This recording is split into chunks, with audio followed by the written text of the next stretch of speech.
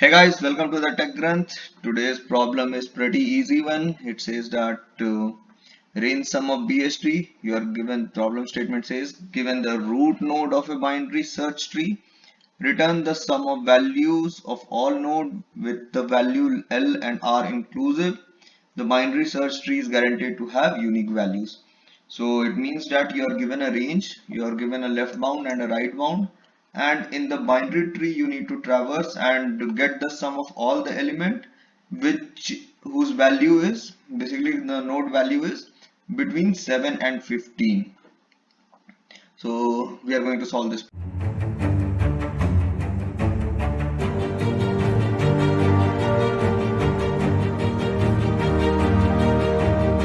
So how we will approach this problem is we will do a DFS. It will be a pretty straightforward solution, and all you need to do is just one thing to keep in mind is that it is a BST.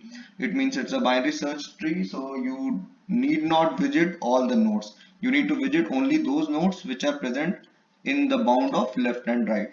So we'll start with this. We'll have an answer equal to 0 initially, and we'll return this answer.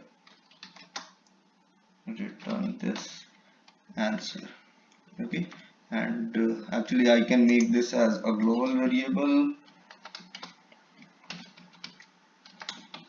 Make it as a global variable, and we'll write a function DFS where we will pass the root, left and right, whatever we are getting, and we'll write here private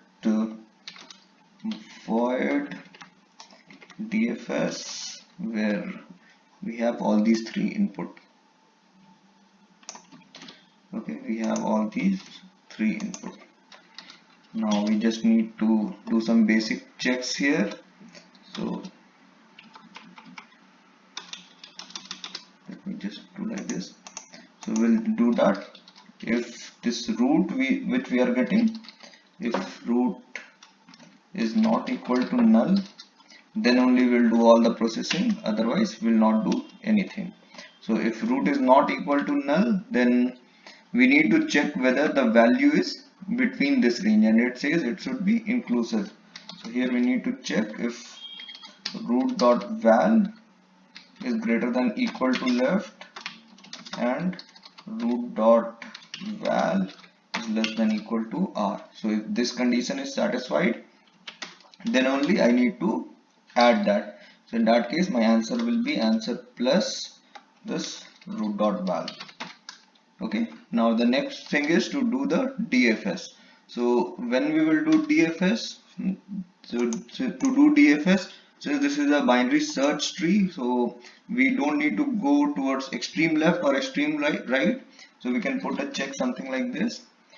If our value is greater than the left side value, actually it should be the root dot value that we have, it should be greater than, it should not be less than this.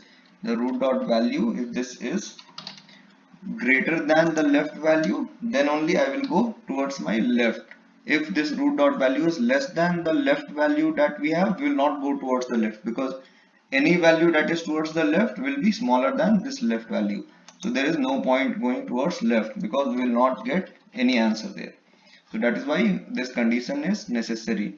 So if this is the case, then I can say then you do a DFS and then you do root dot left here, and you give the left and right bound. Same thing will go for right side also. If my root dot value is greater than the right value, then all the value on the right hand side will be greater than my root dot value. So I need to put a check that this should be that my value should be less than the root dot value. Okay, so my value should be less than root dot value.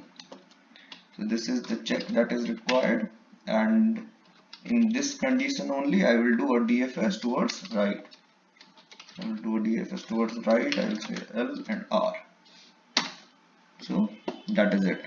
So this should work. So let me go through the explanation one more time. we will follow the normal DFS, and every time the value is within the range, we'll add that root value into the answer. And for traversing or for doing DFS, will not go towards a left tree where we have a value which is lesser than the left value that we have here, the left bound. Because if the root value is less than this left value, it means all the value that will be there on the left hand side of the tree will be smaller than the left bound that we are given, the range. And same thing goes for right also. If the value is greater than the right bound value, then all the value of the tree towards the right hand side will be greater than this R value, and we don't need to add that in our sum. So we'll not even visit those nodes. So that is the logic that we have followed here. Did we miss something?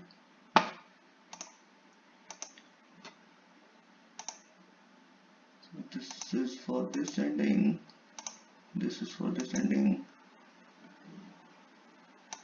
Okay, I think this is what was missing here, and yes, so that's it. We submit. Okay, so the solution is accepted. Hope you are able to understand the logic. Do put it in the comment how you solve this particular problem, or is there a better way that you can optimize this solution. The time wise it's pretty much 100%, memory wise it's 43%. So if you have a better solution where you are able to optimize the memory, do let me know. Thanks for watching this video. Do like, share and subscribe. Take care. Bye.